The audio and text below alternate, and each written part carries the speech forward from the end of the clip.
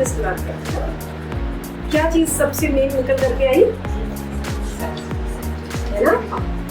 Sensitivity, emotionally weak होना, है ना, और इमोशनली खुद को बैलेंस नहीं कर पाना, है ना?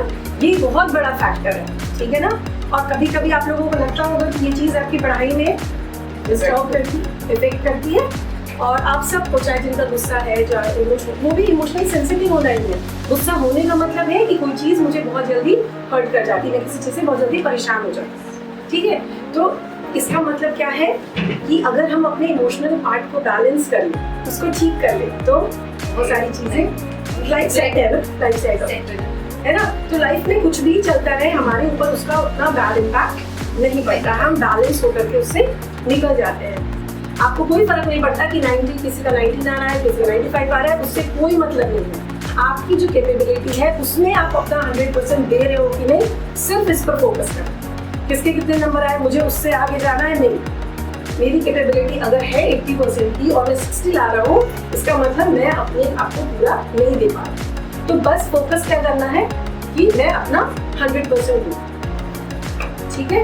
ये दो चीज़ याद रखना कि पढ़ किसके लिए रहे हो, पढ़ आप अपने लिए रहे हो, और दूसरा इसलिए कि कल को आप रिग्रेट ना करो कि हमने समय को वेस्ट कर दिया, ठीक है? मेरे अंदर थी कैपेबिलिटी, मेरे अंदर वो पोटेंशियल था जिसको मैंने पूरा यूज नहीं, ठीक है ना? याद रखना है एक चीज़ हमेशा कि पेरेंट्स कितना भी डांट दें, कितना भी उसको पिटाई भी लगा दें, लेकिन कोई एक रिश्ता है जो अनकंडीशनल है और उनका इंटेंशन कभी भी गलत नहीं होगा, वो हमेशा आपकी भलाई चाहते हैं। उनका तरीका गलत हो सकता है, मैं मानती हूँ कई बार तरीका उनका गलत होता है ना, लेकिन वो भी आउट ऑफ लव, है ना, आउट ऑफ कंसर्न।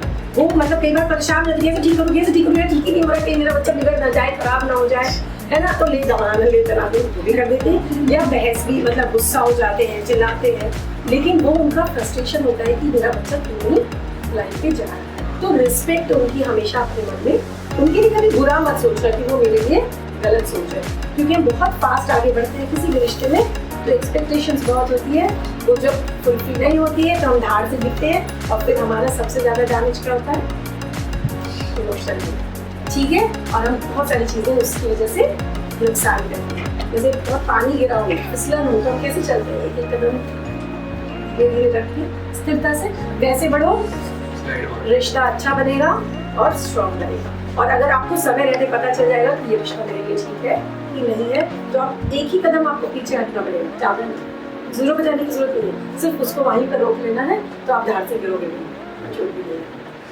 ठीक है?